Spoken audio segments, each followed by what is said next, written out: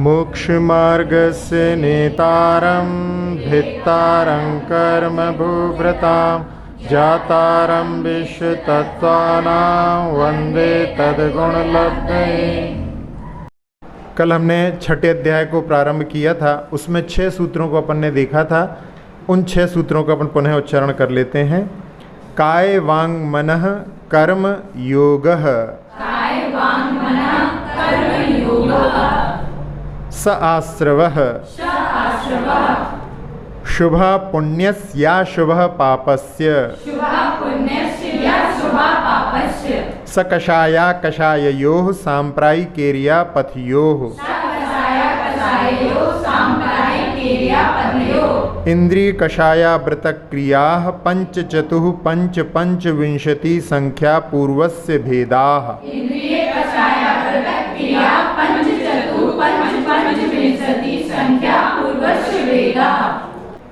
तीव्र मंद ज्ञाताज्ञात भावादिकरण वीर विशेषेभ्यस्तद्विशेषः।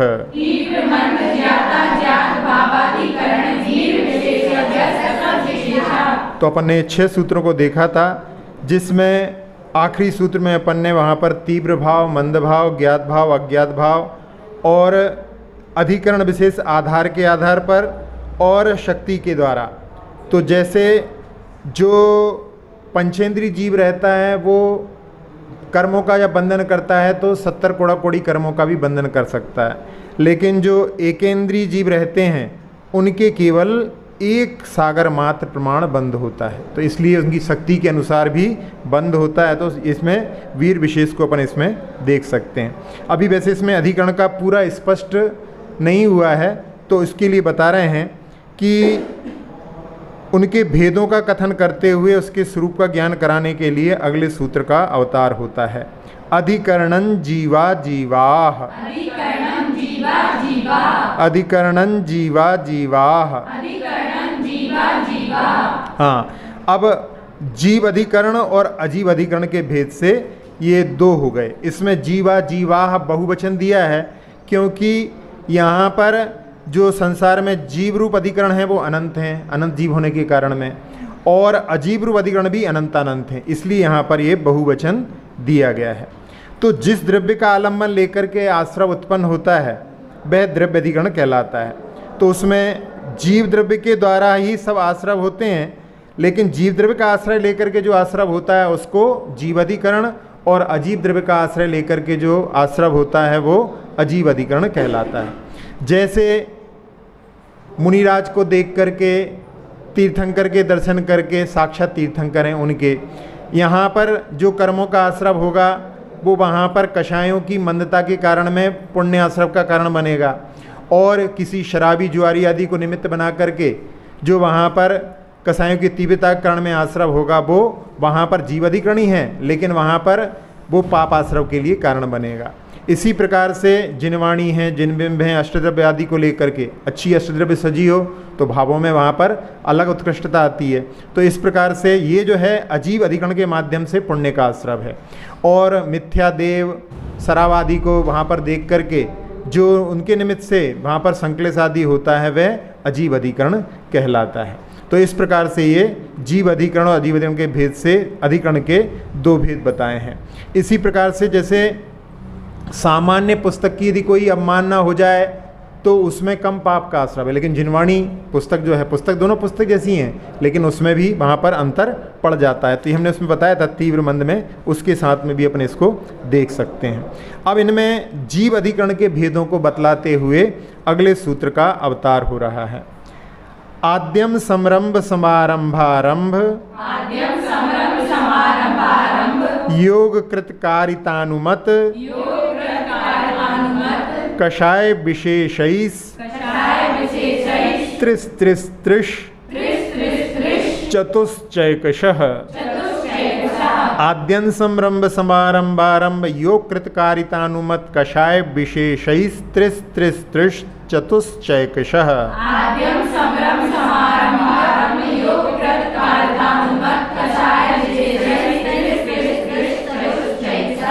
हाँ, इसमें आद्यम यानी जो जीव अधिकरण है, 2 भेद बताए थे। तो जीव अधिकरण में वहाँ पर समरंभ, समारंभ, आरंभ, ये 3 हो गए।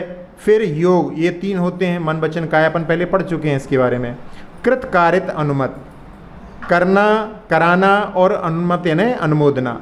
और कषाय, कषाय जो क्रोधमान माया लोभ हैं उनके कारण इसमें विशेषता आती है, यानी ये सारे मिलकर के जीव अधिकरण के भेद हो जाते हैं।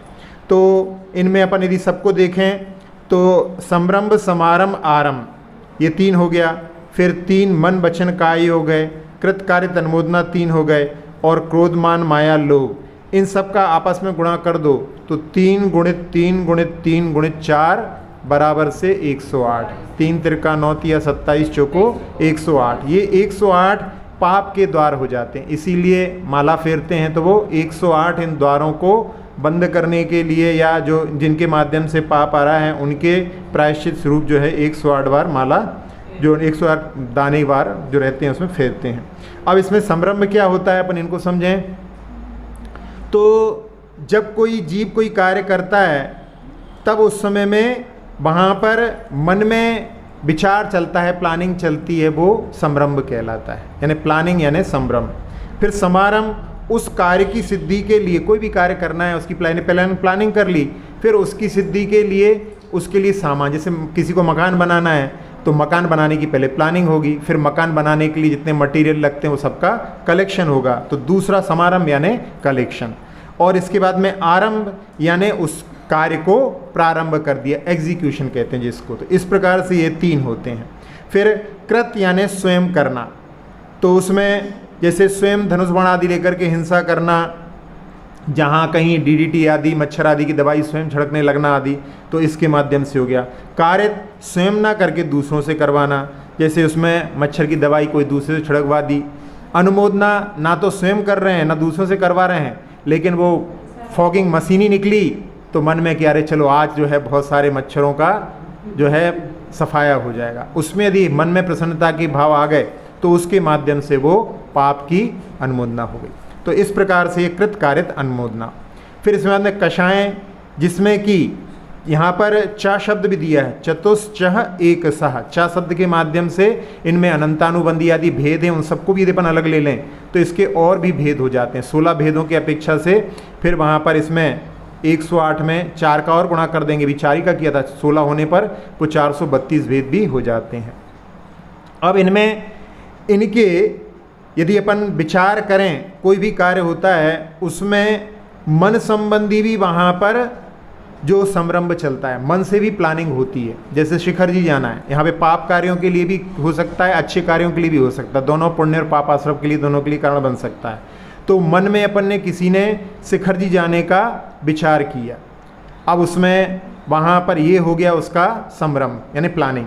फिर उसमें मन से ही उसका कलेक्शन, तो कलेक्शन यानी वो टिकट कहाँ से लाएंगे, कौन कौन जाएंगे, इस प्रकार का यदि विचार चल रहा है तो वो कलेक्शन, क्या क्या सामान की अपने को आवश्यकता पड़ेगी रास्ते में, तो अभी मन ही मन में चल रहा है, ये वो हो गया।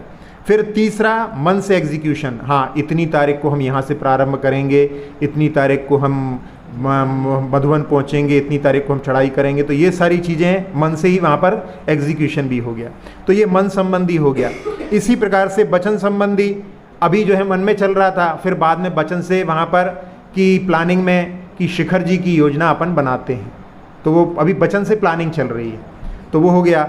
फिर उसके बाद में क्या क्या सामान की आवश्यकता है वहाँ पर सबको बता रहे हैं, तो वो वचन संबंधी कलेक्शन हो जाएगा। और अपने को इतनी तारीख को प्रारंभ करना है, पहले मन में था अब वो वचन से हो गया। फिर काय में, जहाँ पर काय से प्लानिंग ऐसी कि जैसे जहाँ रेल जो प्लेटफार्म हो, जहाँ प्लेटफार्म पे जहाँ पर रिजर्वेशन सेंटर है वहाँ पर जाना, तो ये काय से वहाँ पर उसकी प्लानिंग हो गई, क्योंकि अभी तो प्लानिंग ये टिकट आदि बुकिंग करना तो प्लानिंग के अंतर्गत ही है। फिर इसके बाद में काय के माध्यम से सारी चीज़ों को अपन इकट्ठा कर रहे हैं स्वयं अपने हाथों से, उनको अभी तो मन से वचन से ही था, अब उन चीज़ों को अपन इकट्ठा करके रखने लगे। और फिर जो है रेलवे स्टेशन पर लेकर के सारे सामान को सारे यात्रियों के साथ में पहुँच गए, तो ये काय संबंधी एग्जीक्यूशन यानी आरंभ हो गया। तो इस प्रकार से मन से भी सब कुछ होते हैं, वचन से भी होते हैं, काय से भी होते हैं। इसके साथ साथ में इनमें कृत भी होते हैं, कारित भी होते हैं, अनुमोदना भी होती है। स्वयं कर रहे हैं तो कृत हो गया, कारित दूसरों को प्रेरित कर दिया कि आपको शिखरजी जाना चाहिए, तो ये कारित हो गया। जैसे यहाँ पे उन्होंने टिकट दे दिए तो कारित हो गया, स्वयं तो नहीं जा रहे हैं लेकिन दूसरों के लिए हो गया। और अनुमोदना, जो जा रहे हैं उनकी वहाँ पर टीका लगा करके और उनको है ना सम्मान करके भेज रहे हैं, तो उसके माध्यम से वहाँ पर उनकी अनुमोदना भी हो जाती है। तो ये कृत कारित अनुमोदना ये भी इनके साथ में घटित हो जाती है। अब इसी के साथ साथ में इनमें जो होता है वो किसी कसाय के वशीभूत होकर के कार्य होता है। कोई भी चीज़ होती है ना, जिसमें कसाय का भी दिया ना, कषायई कसाय विशेषई, तो इनमें चारों कसाय को लेकर के। तो जैसे क्रोध में बोला, कोई बच्चा है वो कहता है कि आप हमेशा हमको छोड़ करके जाते हो, इस बार मैं ज़रूर जाऊंगा, तो गुस्से में बोल रहा है तो वो क्रोध कसाय से हो गया। फिर इसके बाद में किसी को कोलकाता जाना था अपने ऑफिस के काम से, उसने कहा इसी बीच में मैं टाइम निकाल लूँगा, शिखर जी आऊँगा, तो ये माया कसाय उसमें सम्मिलित हो गई। फिर जो लोभ है, लोभ तो पुण्य का है ही, पुण्य प्राप्त करने के लिए जा रहे हैं तो वो लोभ के निमित्त से हो गया। और इसके बाद में मान, तो जैसे कि अरे अभी भी हमें बहुत दम है, अभी भी हम जो है पर्वत पर बिना छड़ी के, बिना भोजन के, बिना पानी के चढ़ सकते हैं, तो उसमें अहंकार का भाव यदि छुपा है तो इस प्रकार से ये कसाएँ भी इसमें गर्भित हो जाती हैं। तो पूरा देखें अपन इसमें, ये इस संबंधी भी हो गया। और यदि अपन देखें पुण्य संबंधी, तो पुण्य संबंधी तो अपन ने बता ही दिया है। पाप संबंधी भी देखें तो पाप संबंधी भी अपन इसमें लगा सकते हैं। अब अजीव अधिकरण को बतलाने के लिए उनके कितने भेद होते हैं, अगले सूत्र का अवतार होता है। निर्वर्तना निक्षेप संयोग, निसर्गा द्वि चतुर्द्वि, त्रिभेदाः परम। निर्वर्तना निक्षेप संयोग निसर्गा द्वि चतुर्द्वि त्रिभेदाः परम।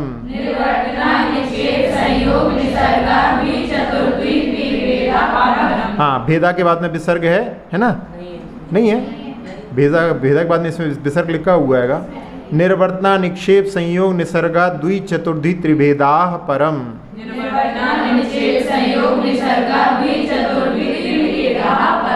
हाँ, अब इसमें अजीब जो अधिकरण हैं उसमें निर्वर्तना, इसके दो भेद हैं, इसलिए द्वि लिखा है उसके बाद में। फिर निक्षेप के 4 भेद होते हैं, संयोग के 2 प्रकार के भेद होते हैं, और निसर्ग के 3 भेद होते हैं। इस प्रकार से ये 11 प्रकार का अजीब अधिकरण होता है। तो निर्वर्तना यानी जिसके द्वारा रचना की जाती है वह निर्वर्तना कहलाती है। इसमें मूल गुण निर्वर्तना और उत्तर गुण निर्वर्तना। इसमें 5 शरीर, वचन, मन, स्वाच्छुस्वास, ये मूल गुण निर्वर्तना है। कर्मों के द्वारा शरीर आदि के रूप में इसकी रचना होती है। अपन ही अपने शरीर के निर्माता हैं और कोई नहीं। कई बार जो है लोग दूसरों के ऊपर दोषारोपण करने लगते हैं, तो उस समय में कि मतलब हाइट कम है तो इसमें जो है कि इनका जो है वो रहा है योगदान, ऐसा करके। लेकिन उसमें जीव ने स्वयं, जैसे जिसके माता पिता छोटे हैं वहीं पर आकर के उत्पन्न हुआ है, वो भी छोटा बना है, तो उसने खुद चुना है वहाँ पर आने का, इसलिए। तो उसमें माता पिता को कि हमारे माता पिता छोटे हैं इसलिए हम छोटे हैं, ये कहना नहीं है, अपन ने स्वयं चुना है। कई बार छोटे माता पिता के भी बच्चे लंबे हो जाते हैं, वो बात अलग है, तो वो अपना स्वयं का लेकर के यो आया है, तो वहाँ पर ऐसा भी हो जाता है। तो ये यहाँ पर मूल गुण निर्वर्तना यानी अपने मूल शरीर का निर्माण करना। तो ये चूंकि अजीब है इसलिए ये मूल गुण निर्वर्तना है।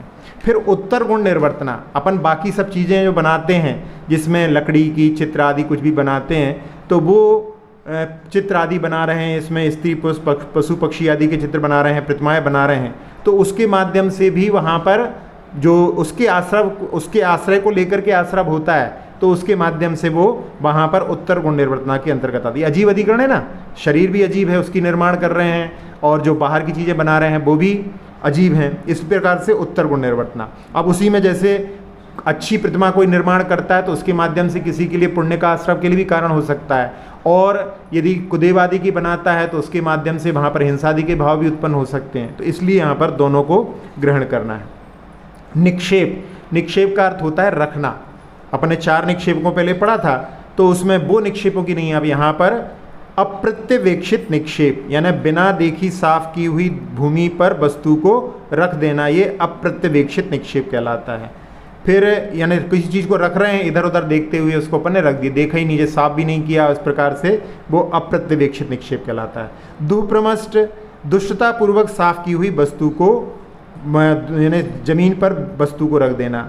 जैसे जब झाड़ू आदि लगाते हैं तो उसमें झाड़ू में भी कुछ झाड़ू ऐसी भी आती हैं जो बहुत कोमल होती हैं और कुछ कड़क भी आती हैं, जैसे खजूर की झाड़ू आती है वो कड़क होती है। तो उस प्रकार से वहाँ पर उसके द्वारा यदि चींटी आदि को आप झाड़ेंगे तो उनका बचना नहीं हो पाएगा। तो उस प्रकार से दुष्प्रमष्ट यानी दुष्टतापूर्वक साफ की हुई। तो ये हो गया। फिर इसके बाद में सहसा यानी भय से बिना विचारे सहसा ही कोई चीज़ को रख देना, अचानक डर के आदि के माध्यम से कोई चीज़ को रख दिया तो वो कहलाता है सहसा निक्षेप। जैसे कई बार होता है कि चाबी का गुच्छा आदि फेंक देते हैं और बच्चे लोग स्कूल से आकर के अपने, वैसे डर से नहीं होता लेकिन फिर भी वो काम जल्दी जल्दी करते हैं, तो वो ये कहलाता है सहसा निक्षेप। फिर इसके बाद में अनाभोग, जल्दी नहीं होने पर भी जीव हैं या नहीं ऐसा विचार किए बिना देखे ही वस्तु को रख देना, ये अनाभोग निक्षेप कहलाता है। तो इसमें प्रमाद की वृत्ति है, उसके माध्यम से ऐसा कार्य होता है। अब ये निक्षेप के बाद में अगला आ रहा है संयोग। मिलाने को संयोग कहते हैं। तो इसमें भक्तपान संयोग और उपकरण संयोग वैसे मुख्यतः से साधुओं की दृष्टि से ही लिखे गए हैं, लेकिन अपन इसको और भी अपने जीवन के हिसाब से इसको समझ सकते हैं। तो यहाँ पर भक्तपान संयोग में जो आहार का मिलाना होता है आपस में, उसमें यहाँ पर कहा गया, जिससे कि वहाँ पर योनियों के अपन पढ़ करके आए हैं, उसमें शीत उष्ण योनि आदि, उसमें पहले योनियों के दूसरे अध्याय में, तो उसके माध्यम से जहाँ पर सम्मूर्छन जीवों की उत्पत्ति या हिंसा होती है, ऐसे अन्नपान को मिला देना।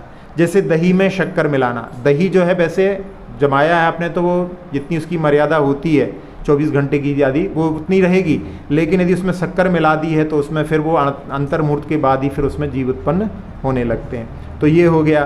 फिर इसी के बाद में जो ठंडा आहार है उसमें गर्म आहार मिला दिया, तो ये वहाँ पर जो है वो शीत उष्ण योनि बनने के कारण में भक्तपान संयोग के अंतर्गत आ गया। फिर उपकरण संयोग, इसमें ठंडी पिछी से धूप में रखे हुए कमंडल पुस्तक आदि को पहुंचना, अपनी छाया से लेकर के गए हैं पिछी और धूप में रखी हुई चीज़ों पर उसका यदि परिमार्जन करते हैं तो उसमें भी वहाँ पर शीत उष्ण योनि बनने के कारण में वहाँ पे भी हो जाता है। तो ये उपकरण संयोग के लिए कहा गया है। इसमें आप लोग भी जैसे अपने यहाँ पर उपकरण में दिखाया, वैसे तो देखा जाए तो वो भक्तपान के अंदर भी ले सकते हैं, लेकिन जैसे फ्रिज के अंदर आपने गरम चीज़ रख दी तो वो गर्म है और अंदर वहाँ पर शीत है, तो शीत उष्ण योनि बनने के कारण में वहाँ पर भी जीव उत्पन्न हो सकते हैं। फिर धूप में जो सूख रहे गर्म जो हैं गेहूँ हैं उनको ला करके छाया में रख दिया, तो ये इसके माध्यम से भी वहाँ पर हो जाएगा। तो ये इसके माध्यम से, और ऐसे करने से वो वस्तुएं जल्दी खराब हो जाती हैं। चटाई आदि में जैसे हम लोग जब धूप में सुखाते हैं तो थोड़ी देर उसको धूप में ही रखते हैं, फिर उसके बाद में जब धूप चली जाती है तो फिर उसके बाद में उसको छाया में रखेंगे। छाया में भी रखने के बाद में जब उसकी गर्मी जो अपने आप शांत हो जाएगी तब उसको पैक करो, नहीं तो यदि उसको गरम पैक कर देंगे तो भी उसमें खराब होने की संभावनाएं ज़्यादा रहती हैं। तो इस प्रकार से ये इसका जो है ध्यान रखना, ये भक्तपान संयोग और उपकरण संयोग कहलाता है। फिर निसर्ग, निसर्ग का अर्थ है दुष्टता पूर्वक प्रवृत्ति करना, निसर्ग है। एक होता है निर्वर्तना यानी जिसमें बनाना, और निसर्ग यानी उसको चलाना। जैसे रथ का बनाना वो हो गया निर्वर्तना, और रथ का चलाना वो हो गया निसर्ग। तो इसमें मनो निसर्ग यानी खोटे विचार करना, ये मन का दुरुपयोग हो गया, मन का सही तरह से प्रयोग नहीं करना, किसी का बुरा करने का विचार करना, चोरी कुशील आदि के भाव रखना, ये मनो निसर्ग हो गया। वचन निसर्ग, जिसमें खोटे मनमाने वचन बोलना, गाली गलौज करना, दूसरों को भिड़ाने का कार्य करना, जिसको नारद विद्या बोलते हैं। नारद का काम रहता है ना, जा कर के यहाँ की वहाँ की यहाँ कर दी। फिर काय निसर्ग, इसमें शरीर से जो है खोटी मनमानी चेष्टाएं करना, मारपीट, अश्लील मजाक आदि, तो ये काय निसर्ग हो गए। तो इस प्रकार से इन सभी में वहाँ पर चूँकि अजीब का आश्रय लेकर के ये होती हैं, इसलिए इनको यहाँ पर अजीब अधिकरण के अंतर्गत लिया गया है। अभी तक जो है 9 सूत्रों में जो वर्णन हुआ है, अब यहाँ पर ये सामान्य से आश्रव का वर्णन चल रहा था। अब जो 8 प्रकार के कर्म होते हैं, उन 8 प्रकार के कर्मों में एक एक कर्मों के आश्रव के क्या क्या कारण होते हैं, उनका वर्णन यहाँ पर प्रारंभ हो रहा है। तो सबसे पहले एक ही सूत्र में ज्ञानावर्णी और दर्शनावर्णी कर्म के आश्रव के कारण बतलाने के लिए अगला सूत्र का अवतार होता है। तत्प्रदोष निन्नव मात्सर्यांतराया साधनोपघाता ज्ञान दर्शना वर्णयोः तत्प्रदोष निन्नव मात्सर्यांतराया साधनोपघाता ज्ञान दर्शना वर्णयोः।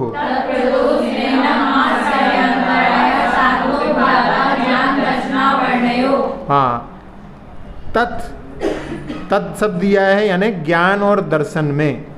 ज्ञान दर्शन में प्रदोष करना, निन्नव करना, मात्सर्य करना, अंतराय करना, असाधना करना, उपघात करना, ये ज्ञानावर्णी और दर्शनावर्णी कर्म के आश्रव के कारण है। अब इसमें सबसे पहला प्रदोष कहलाता है कि जहाँ पर तत्वों का उपदेश चल रहा है उसमें बाहर से तो कुछ नहीं कह रहे हैं, लेकिन मन ही मन में वहाँ पर कलुषता के भाव उत्पन्न हो रहे हैं, वो कहलाता है। ईर्ष्या की आग जल रही है, वो प्रदोष कहलाता है। फिर इसके बाद में दूसरा है निन्नव। तो फिर वहाँ पर क्या रहता है कि जो किसी को बताने वाली बात है उसमें किससे हमने सीखा है, कौन सी पुस्तक से पढ़ा है, उसको छुपा लेना, वो निन्नव कहलाता है। प्रदोष के बारे में कि यहाँ पर और विशेष रूप से यदि अपन देखें, जैसे कहीं कोई व्याख्यान चल रहा है तो मन ही मन में वो सोच रहा है कि इससे अच्छा व्याख्यान तो मैं कर सकता हूँ, इससे अच्छा व्याख्यान तो उनके द्वारा हुआ था। यानी जो वर्तमान में चल रहा है उसको ना सुन करके वो तुलनात्मक दृष्टि से मन में इस प्रकार के भाव कर लेता है।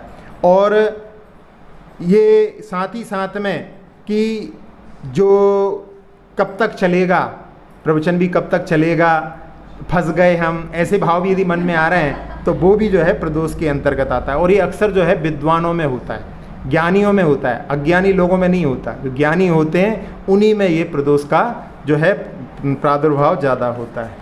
फिर निन्नव के बारे में भी बताया ही था कि वहाँ पर किन से सीखा है और किस पुस्तक से आदि से पढ़ा है, क्योंकि उसके कारण में वहाँ पर छुपाने का भाव ये रहता है कि इसको यदि पता पड़ जाएगा तो ये हमसे आगे निकल जाएगा, इसलिए इसको वहाँ पर छुपाने का भाव रहता है। और उसमें एक हमने पहले शायद आपको उदाहरण सुनाया हो कि जिसमें एक महाराज जी ने जब उनसे राजा शनिक मिले तो उनसे पूछा कि आपके गुरु कौन हैं, तो उन्होंने कहा कि हमारे गुरु तो भगवान महावीर हैं, जबकि उनके गुरु सामान्य थे, लेकिन उन्होंने भगवान महावीर बता दिया। और उसके कारण में ऐसा हुआ कि उनका पूरा शरीर काला पड़ने लगा। और बाद में राजा शनिक ने जब देखा तो उन्होंने जाकर के गणधर स्वामी से पूछा और फिर जाकर के उनका स्थितिकरण करने का भी प्रयास किया। तो उन्होंने जाकर के प्रायश्चित लिया और बाद में तपस्या करके निर्वाण को भी प्राप्त हो गए। तो ये कहलाता है निन्नव। अब इसी के साथ साथ में एक लौकिक उदाहरण भी सुनाया था हमने कि एक व्यक्ति जो खेल दिखाते हैं रोड पर, उसमें चाकू को ऊपर उछाल करके और उसको मुंह से पकड़ करके और दांतों से दबा लेता था, और यदि थोड़ा सा छूट जाए तो चाकू अंदर उतर सकता है, जीभ भी कट सकती है, गला भी कट सकता है। तो वो वहाँ पर दिखाता था। एक बार किसी ने पूछा कि तुमने ये कैसे सीखा, तो उसने कह दिया ये तो मैंने स्वयं ईजाद किया है, अपने आप ही बनाया है। और अगले दिन ऐसा हुआ कि वो उसको दिखा रहा था, उस समय में चाकू को पकड़ना भूल गया और वो गले में उतर गया। तो उसके कारण में उसका मरण हो गया। तो उसकी पत्नी वहाँ पर रुदन करने लगी कि इन्होंने अपने गुरु का नाम छिपाया है, इसलिए इनकी ऐसी दुर्दशा हुई है। तो उन्होंने पूछा कि इनके गुरु कौन थे, तो कहले एक पक्षी था जो फल टूटता था उसको जा कर के वो वहाँ पर अपनी चोंच के माध्यम से पकड़ लेता था। तो उसको देख करके इन्होंने सोचा और ये कार्य यहाँ पर उन्होंने करना प्रारंभ किया था। लेकिन गुरु का नाम छिपाने से ना, निन्नव को लौकिक में भी अच्छा नहीं माना जाता, गुरु का नाम छिपाना अच्छा नहीं माना जाता। फिर मात्सर्य, अर्जन किया हुआ ज्ञान देने के योग्य भी है और लेने योग्य पात्र भी है, लेकिन उसको नहीं देना, ये मात्सर्य कहलाता है। उसमें भी यही भाव रहता है कि यदि मैं इसको ज्ञान दे दूंगा तो ये मेरे बराबर हो जाएगा, फिर इसको सब लोग पूछने लगेंगे, मुझे कोई नहीं पूछेगा। ऐसे भावों के साथ में जैसे नोट्स आदि के लिए रहता है। वैसे तो यहाँ पर धार्मिक दृष्टि से बताया गया है, लेकिन फिर भी नोट्स आदि यदि हम दे देंगे तो ये हमसे आगे निकल जाएगा। आजकल कंपटीशन का ज़माना है, तो कौन किसी के लिए बिना पैसे के शेयर कर सकता है, तो वो एक बात वहाँ पर अलग दृष्टि से अपन देख सकते हैं। फिर अंतराय, ज्ञानाभ्यास में विघ्न डालना अंतराय कहलाता है। इसमें जो पुस्तक है उसको ही नष्ट कर दिया, फिर जो छुपा दिया, लाइट बंद कर दी, कोई पढ़ रहा हो तो हल्ला मचाना, वहीं बैठ कर के बातें करना, कोई स्वाध्याय कर रहा हो, प्रवचन कर रहा हो, तो मंदिर में आते समय ज़ोर ज़ोर से घंटा बजाना होता है अक्सर ऐसी चीज़ें, और उसी समय में जो है छम छम करते हुए, पायल बजाते हुए प्रवचन चल रहा है। अब वो व्यक्ति, सारे लोग आपको देखने लगेंगे और वो वहाँ पर प्रवचन की कोई सुनेगा नहीं। तो ऐसी चीज़ें जो होती हैं, और वहाँ पर जाकर के प्रवचन कर रहे हैं, उसी बीच में उनको ज़ोर ज़ोर से नमोस्तु महाराज जी, नमोस्तु महाराज जी, अब बोल रहे हैं, प्रवचन कर रहे हैं, तो वहाँ पर उनके भी जो व्यवधान हो जाता है, तो ये अंतराय कहलाता है। फिर असाधना। असाधना जो होती है वो ज्ञान के उपकरण और ज्ञानी की जो आदर विनय होती है उसका ना करके और उनको वहाँ पर उनका हंसी मजाक उड़ाना, ये असाधना कहलाती है। तो इसमें ये असाधना, और अगला है उपघात। उपघात में क्या होता है, प्रशस्त ज्ञान में दूषण लगा देते हैं। आप जो कुछ बोल रहे हो बिल्कुल गलत बोल रहे हो। अभी तक तो जो है वो कुछ आपस में ही कुछ चर्चा कर रहा था, लेकिन इस उपघात में जो विशेष रूप से वो वहाँ पर खड़े होकर के भी निषेध कर देता है, यानी सही को भी गलत सिद्ध करने का जो प्रयास होता है वो उपघात कहलाता है। अभी अपन ने ये चीज़ें किस में पढ़ी हैं, ज्ञान के विषय में पढ़ रहे हैं अपन अभी। अब इसमें ज्ञान आवरण कर्म के और विशेष आश्रमों के कारण अन्य जो ग्रंथों में दिए हैं उसमें लिखा है कि शास्त्राभ्यास में आलस करना, अनादर से सुनना, इसके माध्यम से भी अपने ज्ञान के ऊपर आवरण आ जाता है। अपने ज्ञान का गर्व करना और ज्ञानियों का अपमान करना, इसके माध्यम से भी। मिथ्या मार्ग की प्रशंसा करना। फिर शास्त्र को बेच करके अपनी जीविका चलाना, यानी शास्त्र के माध्यम से उससे धन आप कमा करके, ये भी ज्ञानावरणी के आश्रम के लिए कारण है। फिर अपने पक्ष का दुराग्रह करके कुछ भी बोलना, अकाल में अध्ययन करना। अकाल जो सिद्धांत ग्रंथ होते हैं उनका संधि काल में निषेध होता है। सूत्र विरुद्ध बोलना, मिथ्या उपदेश देना, ज्ञान के साधनों में बाधा डालना, ये सभी ज्ञानावरणी कर्म के आश्रव के विशेष कारण हैं। अब अपने यदि ज्ञान को निर्मल बनाना चाहते हैं तो इसमें जो जो चीज़ें निषेध की गई हैं उनसे अपने लिए बचना चाहिए। उसके माध्यम से अपन ज्ञान की विनय आदि के माध्यम से अपने ज्ञान को निर्मल बना सकते हैं। और जो शब्दाचार आदि बताए थे वो भी वहाँ पर उसमें विनयाचार, बहुमानाचार, शब्दाचार, अर्थाचार, उभयाचार, कालाचार, बहुमानाचार, अन्य नवाचार, उनके माध्यम से अपन अपने ज्ञान को निर्मल भी बना सकते हैं। ज्ञान के उत्कृष्ट क्षयोपशम को भी अपन प्राप्त करने का प्रयास कर सकते हैं। अब इसके बाद में दर्शन संबंधी, ये तो ज्ञान संबंधी हो गया है। दर्शन संबंधी यहाँ पर प्रदोष देखें, जैसे कोई दर्शन की बात कर रहा हो कि वहाँ बाहुबली भगवान की बड़ी अच्छी सुंदर प्रतिमा है, और जिससे लोग प्रेरित हों, तो उस समय में यदि कोई वहाँ पर मन ही मन में जो है उनके प्रति अंदर में कलुषता के भाव रखे हुए हैं, तो उसके कारण में वो वहाँ पर प्रदोष दर्शन संबंधी हो जाएगा। फिर निन्नव, कोई दर्शन के लिए महाराज जी के पास जा रहा है, पूछ रहा है कहाँ है, तो वो कह देता कि यहाँ नहीं है या मुझे मालूम नहीं है, इस प्रकार से उनका वहाँ पर बताता नहीं है, तो वो जो है वहाँ पर उनके दर्शन का लोप कर रहा है, ये निन्नव हो गया ना, छुपाना हो गया। मात्सर्य, किसी को किसी बहाने से दर्शन ही नहीं दे, स्वयं अपने आप छुप करके बैठ जाए या बहाना करके मिलना ना चाहे, तो वो वहाँ पर ये दर्शन करके जो है मुझसे ज़्यादा आगे निकल सकता है, ऐसे भाव से दर्शन ना दे, तो वो मात्सर्य हो गया दर्शन संबंधी।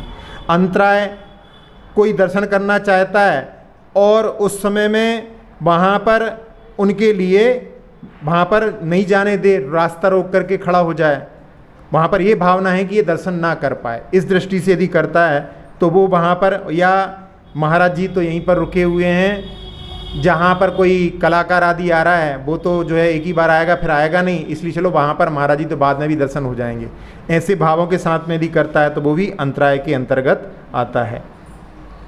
फिर जैसे उसमें अंतराय डाल दिया, कई बार होता है ना, कोई पूछता है आप वहाँ पे तीर्थ यात्रा करके आए हो तो कहीं वहाँ पर व्यवस्थाएं, अरे कहें वहाँ पे कोई व्यवस्था नहीं, वहाँ पे बिल्कुल मत जाओ, तो ऐसा कह दिया तो मतलब आपने उस क्षेत्र के दर्शन से उनको रोक लिया, ये भी एक अंतराय हो गया। असाधना, अब यहाँ पर जैसे उसमें देखा था अपन ने ज्ञान के बारे में, तो वहाँ पर कोई दर्शन के संबंधी उपदेश दे रहा हो तो वहाँ पर शरीर वचन आदि की चेष्टा के माध्यम से उसका निषेध करना। और उपघात में वहाँ पर कि जो कुछ आप बोल रहे हो बिल्कुल गलत बोल रहे हो, वहाँ पर जो भी दर्शन संबंधी बात चल रही हो उसमें प्रशस्त ज्ञान में वहाँ पर दूषण लगा देना, ये उपघात कहलाता है। और उसमें भी जो बिना देखे ही वहाँ पर अपनी आँखों से हमने देखा है ऐसा बताता है, तो उसके माध्यम से भी वहाँ पर उपघात होता है। इसमें दर्शनावर्णी कर्म के और आश्रव के विशेष कारणों में अपनी आँखें फोड़ लेना, बहुत देर तक सोना और दिन में सोना, ये दर्शनावर्णी कर्म के आश्रव के कारण है। अब इसमें आंखें फोड़ना, यदि बहुत ज़्यादा मोबाइल देखेंगे पास लगा करके तो वो कार्य जो है बिल्कुल आंखों के फोड़ने जैसा ही होगा। फिर आलस करना, नास्तिक होना, कुतीर्थ की प्रशंसा करना, अन्य जो धर्म है उनकी प्रशंसा करना। कई बार होता है वहाँ पर ये अच्छा है, वहाँ पर वो अच्छा है, कहने में आ जाता है। व्यक्ति प्रशंसा सुन करके ही वहाँ चला गया और उनकी किसी बात से प्रभावित होकर के यदि उसने सच्चे धर्म को छोड़ दिया तो वो वहाँ पर ये भी उसमें दर्शनावर्णी कर्म के कारण में बन जाएगा। फिर वहाँ पर अंग उपांग को खराब दृष्टि से देखना, इसके माध्यम से भी दर्शनावर्णी कर्म का आश्रव होता है। देखे अनदेखे कार्यों को कहना, सम्यक दृष्टियों में दूषण लगाना, साधुओं के प्रति ग्लानि के भाव होना, ये सभी भी दर्शनावर्णी कर्म के आश्रव के कारण हैं। तो इस प्रकार से ये सूत्र में एक साथ में दर्शनावर्णी और ज्ञानावर्णी दोनों के आश्रवों के कारण को बतलाया है। अब इसके बाद में अगला सूत्र आता है असाता वेदनी कर्म के क्या आश्रव के कारण है। दुख शोक तापाक्रंदन बद परिदेव नान्यात्म परो भय स्थानान्य यसद्विद्यस्य। हाँ, इसको परो भय स्थानान यसद्विद्यस्य। हाँ, इस किसी पुस्तक में स्थान अकेला ही दिया है, स्थानान नहीं दिया, स्थान भी दिया है। यहाँ पे जो है इस पुस्तक में स्थान अकेला दिया है, जबकि स्थानानी भी आता है ना। हाँ, यसद वेद्यस, क्योंकि असाता वेदनी कर्म का आश्रव का कारण है। बहुत कम लोगों ने पाठ में यसद वेद्यस का उच्चारण कर पाए थे, क्योंकि वो संस्कार नहीं थे, तो इसलिए। लेकिन अपने को जब पढ़ते हैं तो उस समय में भाव निकलना चाहिए। दुख शोक तापाक्रंदन बद परिदेव नान्यात्म परो भयस्थानान यसद्विद्यस्य। दुख शोक तापाक्रंदन बद परिदेव नान्यात्म परो भयस्थानान यसद्विद्यस्य।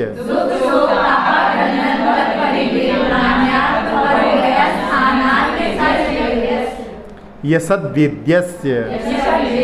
हाँ, दुख शोक ताप आक्रंदन बध परिदेवन, इसके बाद में क्या लिखा है इसमें, आत्म परो भयस्थानी, यानी स्वयं करना, दूसरों से करवाना, या स्वयं भी करना और दूसरों से भी करवाना, उभय दोनों को ले लिया। ये असद वेदस्य यानी असाता वेदनी कर्म के आश्रव के कारण होते हैं। दुख क्या कहलाता है, अनिष्ट का समागम हो गया या इष्ट का वियोग हो गया। दोनों ही चीज़ों में वहाँ पर जो दुख होता है, पीड़ा होती है, या निष्ठुर वचन आदि सुनकर के भी पीड़ा होती है, वो दुख कहलाता है। फिर शोक, कोई उपकार करने वाला बंधु आदि का वियोग हो जाए तो उनका बार बार स्मरण करके जो खेद होता है मन में उत्पन्न, वो कहलाता है शोक। फिर इसके बाद में ताप, बदनामी आदि के कारण, लोगों के तिरस्कार के कारण जो मन में पश्चाताप संताप होता है, उसको ताप कहते हैं। आक्रंदन, जिसमें अभिव्यक्त क्रंदनम यानी परिताप के कारण में रोना, तो वो विलाप करना, सिर कूटना आदि जो रहता है वो आक्रंदन कहलाता है। फिर वध, वध में दोनों, या दूसरे को मार देना या स्वयं ही मर जाना। परिदेवन, सुनने वाले हमारी कुछ सहायता करेंगे ऐसी अभिलाषा रख करके वहाँ पर रोते रोते भी बीच बीच में वहाँ पर कुछ कुछ बोलते जाते हैं, तो उसके माध्यम से कि इनके मन में, दिल में दया उत्पन्न हो जाए और ये हमारे लिए कुछ कर दें, ऐसी भावना से जो रुदन करते हैं वो परिदेवन कहलाता है। एक हमने पहले प्रसंग सुनाया था उसमें कि एक जमींदार की वृद्धा जो है वहाँ पर रोती है, जमींदार का मतलब निधन हो गया है, तो वो कहती है कि हमारी इतनी सारी दुकानें हैं, कौन संभालेगा। तो एक व्यक्ति वहाँ सरपंच था, वो कहता है कि हम संभाल लेंगे। फिर वो कहती है इतने सारे पशु हैं, कौन संभालेगा। फिर कह देता है हम संभालेंगे। फिर उसके बाद कि उनका बहुत सारा कर्ज था, उसको कौन संभालेगा, तो कुछ नहीं बोलते हैं। तो बाकी सारे लोग उनकी तरफ देखने लगते हैं, तो वो कहते हैं कि सारी जिम्मेदारी मैं ही संभालूं, बाकी सब लोग भी तो कुछ संभालो। तो यहाँ पर इस प्रकार की है ना, वो वहाँ पर रोते रोते जब बोलते हैं तो उसका भाव ऐसा रहता है कि दूसरे लोग हमारे लिए सहायता करेंगे, तो वो कहलाता है परिदेवन। अब इसमें स्वयं दुखी रहना या दूसरे को दुख उत्पन्न करना या स्वयं भी दुखी होना, दूसरे को भी दुखी करना, इस प्रकार से इसके 3 भंग बनते हैं। और इनमें यहाँ पर शोक, ताप, आक्रंदन, बद, परिदेवन, इन सब के साथ ये 6 चीज़ें हैं, तो 6 तिया 18 इनके भंग हो जाते हैं। अब जैसे शरीर में रोग उत्पन्न हो गया तो स्वयं भी दुखी हैं, और समय पर दवाई आदि नहीं खा करके दूसरों को भी दुखी करना, जैसे माताएं होती हैं बच्चों को पीट करके उनको भी दुखी करती हैं और फिर बाद में स्वयं भी रोती हैं, उनके माध्यम से पूरे परिवार का माहौल भी खराब हो जाता है, तो वो सबके लिए दुखी का कारण बन जाता है। फिर इसी प्रकार से शोक करना, किसी का वियोग हो जाता है तो शोक होता है, स्वाभाविक है, और बाद में याद दिला करके दूसरों को भी जो है शोक उत्पन्न करते हैं। और कभी कभी जब शादी आदि के अवसर आते हैं तो उस समय में भी जो है आज वो होते तो कितना अच्छा होता है, ऐसा करके जो है पूरे माहौल को बिगाड़ देते हैं। होता है, ये स्वाभाविक है ये चीज़ें। तो इस प्रकार की जो है उदासी दिखा करके सबको जो है शोक उत्पन्न करना। फिर निंदा आदि, लौकिक निंदा आदि के माध्यम से स्वयं संतापित होना और बाद में किसी को सुना करके उसको भी संतापित करना, और इसके बाद में पूरे परिवार में भी इस प्रकार की स्थिति बन जाती है। यहाँ पर रोग के बारे में बता ही दिया अपन ने कि रोग के माध्यम से वहाँ पर स्वयं भी और दूसरों के लिए भी और सबके लिए भी। अब यहाँ पर स्वयं दुखी होकर के आत्महत्या कर लेना, सिर फोड़ लेना, और सामने वाले को भी वहाँ पर लड़ाई झगड़ा करके मरने के लिए मजबूर कर देना। कई बार ऐसा होता है, एक जगह जो है पति ने जो है आत्महत्या कर ली और बाद में पता पड़ा कि उनके कुछ घाटा लग गया था, तो पत्नी ने बार बार बोल करके उनको, वैसे उनको मतलब शांत थे, कोई ज़्यादा दिक्कत नहीं थी, लेकिन पत्नी ने बार बार बोल करके उनको मरने पर मजबूर कर दिया। मतलब वो यानी सहन नहीं कर पाए, बाकी कोई बोले तो ठीक है, अब घर में ही जो है चालू हो जाए, तो इस प्रकार की स्थिति हो जाती है। तो वो वहाँ पर स्वयं ना करके दूसरों के लिए मजबूर कर देना। फिर मेरे मरने के बाद में इन बच्चों का पालन पोषण कौन करेगा, तो उनको भी साथ में लेकर के सारे के सारे परिवार, ऐसी भी कई घटनाएं घटती हैं जिसमें सब के सब एक साथ में मरने के लिए तैयार हो जाते हैं, तो वो यहाँ पर बद के लिए जाएगा।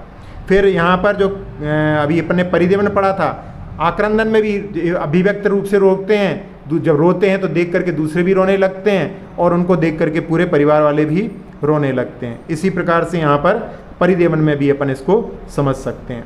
अब यहाँ एक प्रश्न आता है कि महाराज भी केशलोंच आदि करते हैं, उपवास आदि करते हैं, तो वहाँ पर उनको भी जो है दुखी होते हैं, तो उनको भी आश्रव जो है पाप का आश्रव, दुख का, असाता का आश्रव होना चाहिए, लेकिन वो केशलोंच आदि करते हैं, उपवास आदि करते हैं, तो उसमें उनका वहाँ पर कर्मों की निर्जरा का भाव रहता है, इसलिए वो दुखी नहीं होते हैं, इसलिए वो असाता वेदनी कर्म के आश्रव का कारण नहीं होता। कषाय के माध्यम से मोह के जो कारण यदि किए जाते हैं तो वो वहाँ पर असाता वेदनी कर्म के आश्रव के कारण होते हैं। डॉक्टर भी वहाँ ऑपरेशन करता है, उसको सामने वाले को पीड़ा होती है, लेकिन वहाँ पर पीड़ा को दूर करने के भाव से उस कार्य को किया गया है, तो असाता वेदनी के आश्रव का कारण नहीं होता। इसमें और भी विशेष कारण बताए हैं, बहुत ज़्यादा रोना, छाती माथा कूटना, बीमारी आदि से परेशान होना, यदि बार बार मन में ऐसा भाव बना रहे रोग के कारण में कि ये रोग कब ठीक होगा कब ठीक होगा, तो उससे भी असाता वेदनी का आश्रव सतत चलता रहता है। मारना, पीटना, बांधना, कुचलना, ताड़ना, रोदना, रस्सी, पिंजरा, मंत्र, कुदाली, गैंती, सब्बल, फावड़ा आदि बनाना, बेचना, क्योंकि इनसे जो है जीवों को पीड़ा होती है। तो इसमें धर्म में विघ्न करना, धर्म का नाश करना, तपस्वी की निंदा करना, किसी की पीड़ा को देख करके दुखी होना, वो आसाता वेदनी का आश्रव का कारण नहीं। दूसरे की पीड़ा को देख करके यदि दुखी होते हैं तो वो तो साता का कारण होता है। किसी सती महापुरुष आदि की जीवन कथा, उन पर आई हुई आपत्ति के वचन को पढ़ करके आंखों में आंसू आ जाना, वो असाता वेदनी के आश्रव के कारण नहीं है। सीता आदि का प्रसंग जब पढ़ते हैं तो उस समय में पंडित पन्नालाल जी तो ऐसे रोते थे, बताते थे, जो सुनते थे कि वो भी सारे लोग उनकी आंखों के आंसू देख करके रोने लगते थे। तो लेकिन वहाँ पर वो भाव उनकी पीड़ा को, पर की पीड़ा की दृष्टि में वहाँ पर वो धर्म ध्यान है, आर्थ ध्यान नहीं है। कोई गलती हो जाने पर पश्चाताप से यदि कोई रोते हैं तो वो असाता का कारण नहीं है। अपनी गलती पर यदि रोते हैं तो वो वहाँ पर असाता का कारण नहीं है। धर्मायतन और देश आदि की रक्षा के लिए अपने प्राणों की बलि देना, वो वहाँ पर असाता का कारण नहीं है। रक्षा करते हुए यदि मरण को प्राप्त होते हैं तो वो असाता का कारण नहीं है। यदि हमने किसी के लिए कुछ कटु वचन बोले और वो शांता से सहन कर रहा है, उसको यदि पीड़ा नहीं हुई, तो उसके लिए वो असहता का कारण नहीं होगा। लेकिन हमारा भाव यदि सामने वाले को पीड़ा पहुंचाने का था तो उसके कारण में अपने लिए तो असहता का कारण, क्योंकि उसने बोला उभय भी रखा है दोनों के लिए। यदि सामने वाला दुखी भी हो जाता है और हमने दुखी करने का प्रयास भी किया है तो फिर दोनों के लिए भी कारण हो जाता है। तो इस प्रकार से ये असहता का कारण। साधु के आहार में अंतराय होने के बाद में दुखी होने में असहता का आश्रव नहीं होता। वहाँ पर भाव जो है, अब इनकी आराधना कैसे होगी, 24 घंटे कैसे निकलेंगे, इस दृष्टि से यदि श्रावक के मन में वहाँ पर विचार आते हैं। साधु का विहार होने पर अब धर्म का उपदेश कौन देगा, हम कैसे धर्म के मार्ग पर चलेंगे, उसमें यदि दुखी होते हैं तो वो भी असहता वेदनी कर्म का आश्रव का कारण नहीं है। लेकिन यही सब चीज़ों में यदि धर्म की दृष्टि न रख करके वहाँ पर ख्याति पूजा धनादि की प्राप्ति के लिए यदि वहाँ पर मन में दुख हो रहा है कि इनके माध्यम से हमारे लिए सब कुछ मिलने वाला था अब नहीं मिल पाएगा, तो वो भी जो है असहता के लिए भी कारण हो सकता है। आज अपन इतना ही रखते हैं। पुनः इन सूत्रों का, वैसे कम सूत्र हो रहे हैं लेकिन छठा अध्याय छठा हुआ है, इसके भावों को समझना बहुत आवश्यक है। अधिकरणम जीवा जीवाः आद्यन संरंभ समारंभारंभ योग कृतकारितानुमत कषाय विशेषैस् त्रिस त्रिस त्रिस चतुश्चैकशः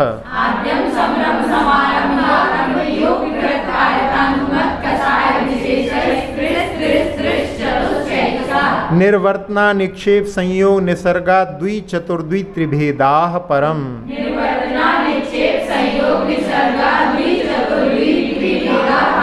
तत्प्रदोष निन्नव मात्सर्यांतराया साधनोपघाता ज्ञान दर्शना वर्णयोः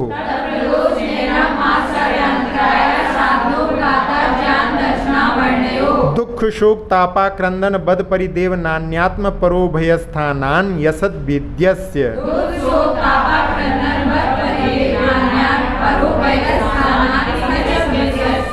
परो भयस्थानान यसद विद्यस्य। हाँ, अपन ने 11 सूत्रों को पढ़ा है तो उसमें केवल आज अपन ने केवल 5 सूत्रों को ही लिया है। अपन पूर्व से देखें तो वहाँ पर मन वचन काया की क्रिया योग है, वही आश्रव है, और उसके शुभ और अशुभ के भेद से 2 भेद हैं। फिर उसके बाद में कसाय से तो कसाय वाला जो आश्रव के भेद किए, उसमें कसाय वाला जो आश्रव है उसके भेदों को बताया। फिर इसके बाद में तीव्र मंद ज्ञात आदि के माध्यम से भी इसमें विशेषता पड़ती है। इसके बाद में अधिकरण के 2 भेद बताए, पहले जीव अधिकरण फिर अजीव अधिकरण। इसके बाद में ज्ञानावरणी दर्शनावरणी आश्रव के लिए केवल एक ही है। वेदनी में वैसे 2 सूत्र हैं लेकिन अपन ने केवल अभी आज असहता वेदनी के आश्रव का ही कारण पढ़ा है। अक्षर पद मात्रा से दूषित वचन अगर ममहीन रहे और प्रमाद कषाय के वश में सम्यक अर्थ विलीन किए, जिन वाणी माता मेरी उन सब त्रुटियों को क्षमा करें, दे आशीष शीघ्र हम सबको केवल लब्धि रमा मिले, प्राप्त हमें हो बोधि समाधि परिणामों की शुद्धि हो, निज आत्म उपलब्ध हमें हो शाश्वत सुख की सिद्धि हो, चिंतित वस्तु दात्री माता चिंतामणि उपमा भाति, करूं वंदना पूर्ण विनय से चरण रखूं मैं ये पाती, कर जिन वाणी स्तुति तन की ममता टार, महामंत्र का जाप अब सभी जपें नब बार।